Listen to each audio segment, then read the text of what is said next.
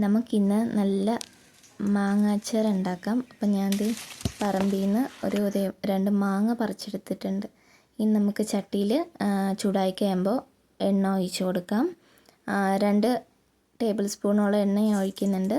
ഇതിനകത്തേക്ക് നമുക്ക് ആവശ്യത്തിന് കടുക് ഇട്ട് കൊടുക്കാം.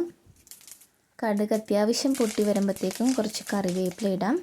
പിന്നെ കുറച്ച് ഉലുവ വറുത്തതും കൂടി ഇട്ട് കൊടുക്കാം കേട്ടോ. ഇതൊന്ന് പൊട്ടി വരുമ്പോഴത്തേക്കും നമുക്ക് വെളുത്തുള്ളി ചതച്ചത് ഇതിനകത്തേക്ക് ഇട്ട് കൊടുക്കാം.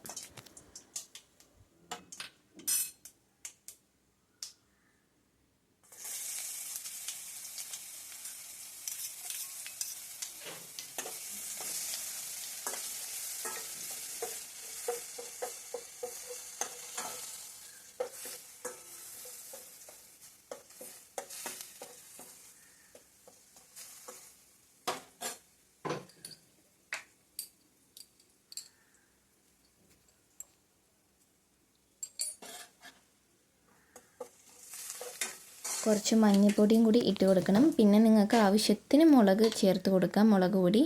ഇത് കാശ്മീരിയും രണ്ടും കൂടി പൊടിച്ചതാണ്. അപ്പോൾ രണ്ടും കൂടി ആയതുകൊണ്ട് തന്നെ ഞാൻ കുറച്ചാണ് ആദ്യം ചേർത്തത്. പിന്നെ നിങ്ങൾക്ക് ആവശ്യമുണ്ടെന്നാണെങ്കിൽ എരിവിനനുസരിച്ച് കുറച്ചും കൂടി ചേർത്ത് കൊടുത്താൽ മതി.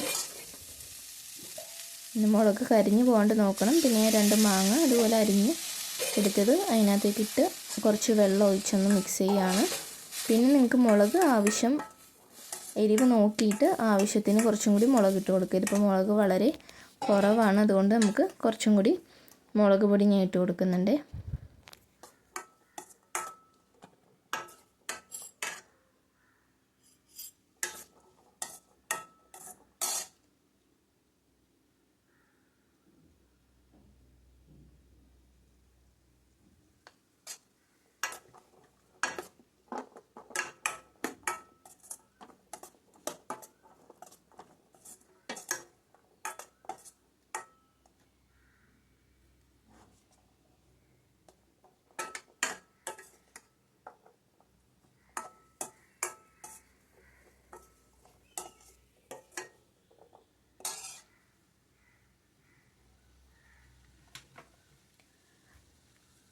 എല്ലാം ഒന്ന് നന്നായി മിക്സ് ചെയ്ത ശേഷം നമുക്ക് കുറച്ച് കായം പൊടിച്ചത്, കായപ്പൊടി അതിനകത്തേക്ക് ചേർത്ത് കൊടുക്കാം കേട്ടോ.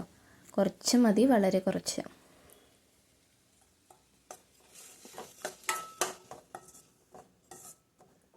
എല്ലാം കൂടി നന്നായിട്ട് ഇളക്കി യോജിപ്പിക്കുക.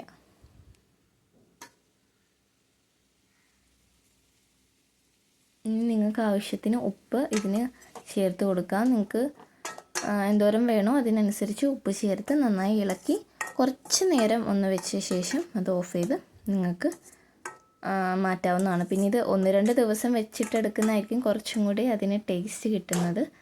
ആദ്യത്തെ ദിവസത്തെക്കാളും ഒന്ന് പിടിച്ചു വരുമ്പോൾ നമുക്ക് ആ ഒരു എരിവൊക്കെ പിടിച്ചു വരുമ്പോൾ നല്ല ടേസ്റ്റിൽ നമുക്ക് കഴിക്കാൻ കിട്ടും.